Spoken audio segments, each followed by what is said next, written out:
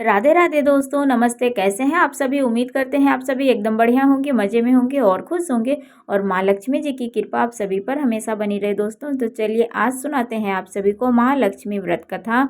इसका श्रवण करने से और इसका पाठ करने से दुख दरिद्र दूर होता है और श्री महालक्ष्मी जी की कृपा हमेशा बनी रहती है और इससे सुख संपत्ति ऐश्वर्य की प्राप्ति होती है और हमारे मन की भी इच्छा पूरी होती है। और माता लक्ष्मी जी के अनेक रूप हैं तथा अनेक नाम हैं और वो अनेक जगह पर विराजमान रहती हैं। इस तरह सर्वथा चारों ओर सर्वभूत में सुपरिचित माता श्री महालक्ष्मी जी की यह कथा है। तो चलिए इसको सुनाते हैं। भारतवर्ष के सौराष्ट्र देश में द्वापर युग की यह कहानी हुई थी। सौराष्ट्र में उस समय भद्रश्रवा नाम के राजा थे। वह बड़े पराक्रमी थे। 4 वेद, 6 शास्त्र, 18 पुराणों का उन्हें ज्ञान था। उनकी रानी का नाम सूरत चंद्रिका था। रानी दिखने में जितनी सुंदर और सुलक्षणा थी, उतनी ही पतिव्रता भी थी। उन दोनों को 7 पुत्र तथा उसके बाद एक कन्या का वरदान मिला था और उस कन्या का नाम श्यामबाला था। एक बार महालक्ष्मी जी के मन में आया कि क्यों न जाकर उस राजा की परीक्षा ली जाए और उसके राजपाट में रहा जाए।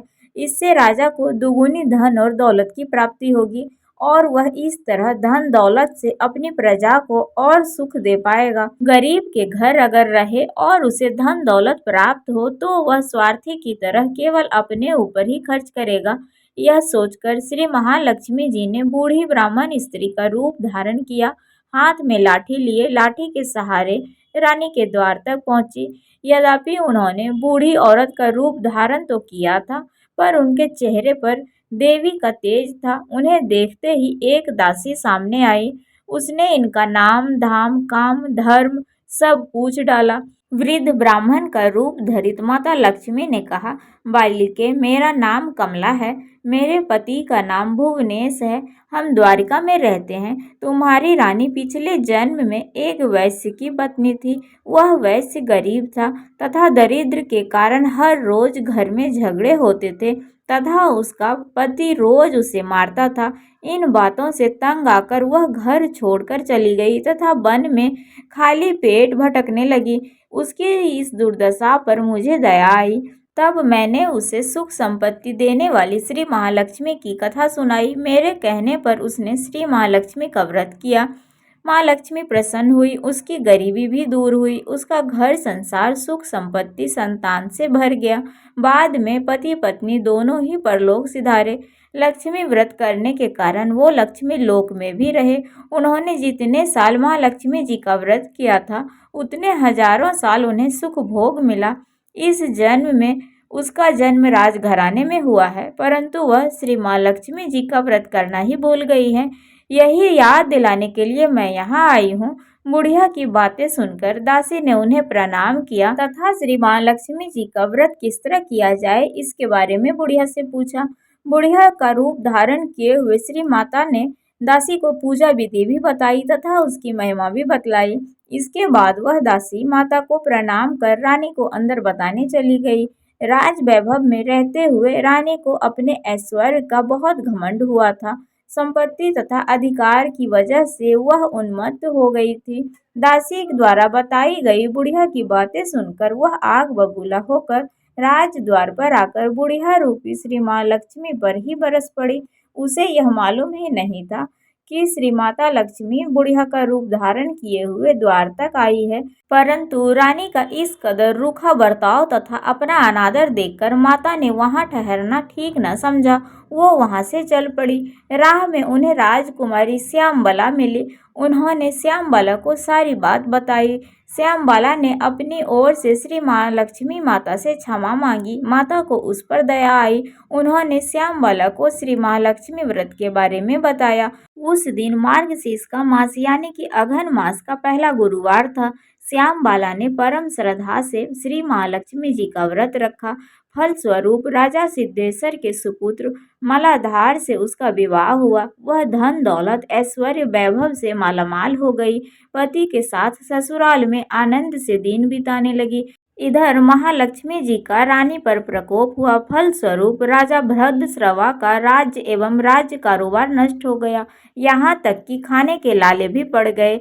ऐसी हालात में एक दिन रानी ने राजा से निवेदन किया कि हमारा दामाद तो इतना बड़ा राजा है, धनवान है, ऐश्वर्यशाली है, क्यों न हम उसके पास जाएं, उसे अपना हाल बताएं, वह जरूर हमारी मदद करेगा।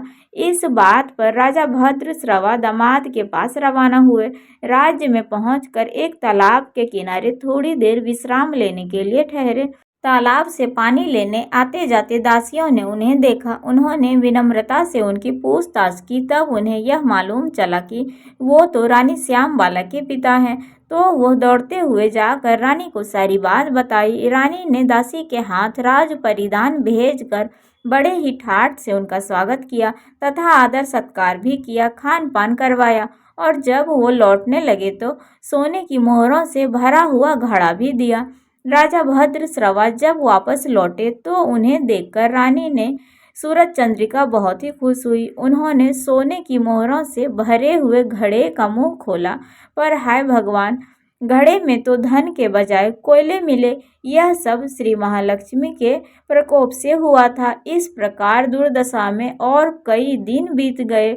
इस बार रानी स्वयं अपनी कन्या के पास गई। उस दिन अगहन माह का अंतिम गुरुवार था।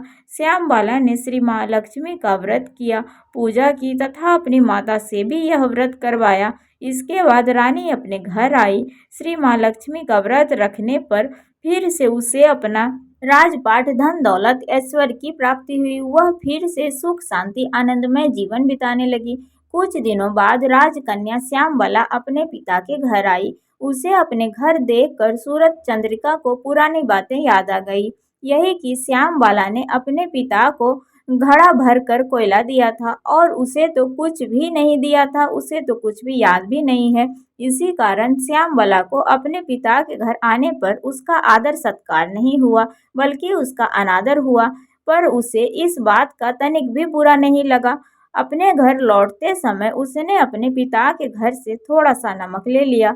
अपने घर लौटने पर उसके पति ने पूछा, अपने मायके से क्या लाई हो? पर उसने जवाब दिया कि वहाँ का सार लाई हूँ। पति ने पूछा, इसका क्या मतलब हुआ? श्यामबाला ने कहा, थोड़ी देर रुको, सब मालूम चल जाएगा। उस दिन श्यामबाला ने सारा भोजन बिना नमक डाले ही बनाया और परोसा भी। जब पति ने चखा, सारा खाना बिना नमक का था, इसलिए स्वाद न आया। फिर श्यामबाला ने थाली में नमक डाला, इससे सारा भोजन स्वादिष्ट लगने लगा। तब श्यामबाला ने अपने पति से कहा, यही है वह मायके से लाया हुआ सार। पति को उसकी बात सही लगी। फिर वह दोनों हंसी मजाक करते हुए भोजन करने लगे। कहा गया है कि इस तरह जो भी कोई श्रद्धा भाव से श्री महालक्ष्मी जी की पूजा करते हैं, माता लक्ष्मी की कृपा हमेशा प्राप्त होती है, सुख संपत्ति शांति प्राप्त होती है और सभी मनोकामनाएं भी पूरी होती है। परंतु यह सब प्राप्त होने पर माता जी को पूजना और भूलना नहीं चाहिए। हर गुरुवार को व्रत पाठ अवश्य करना चाहिए। यह श्री महालक्ष्मी जी की महिमा जो है कि भक्तों की मनोकामना अवश्य पूरी करती हैं। तो हे दोस्तों, इस प्रकार से थी श्री महालक्ष्मी जी की गुरुवार की व्रत कथा। और ये कथा अगहन मास के मार्गशीर्ष माह में सुनी जाती है और ये व्रत की जाती है। तो दोस्तों, हमारी यह कथा आप सभी को कैसी लगी? अगर कथा थोड़ी सी भी पसंद आई हो तो प्लीज़ हमारे वीडियो को लाइक, चैनल को सब्सक्राइब, कमेंट, शेयर जरूर से करें। तो चलिए दोस्तों, मिलते हैं आप सभी से फिर से एक अगले वीडियो में। तब तक के लिए बाय बाय, राधे राधे, जय माँ लक्ष्मी।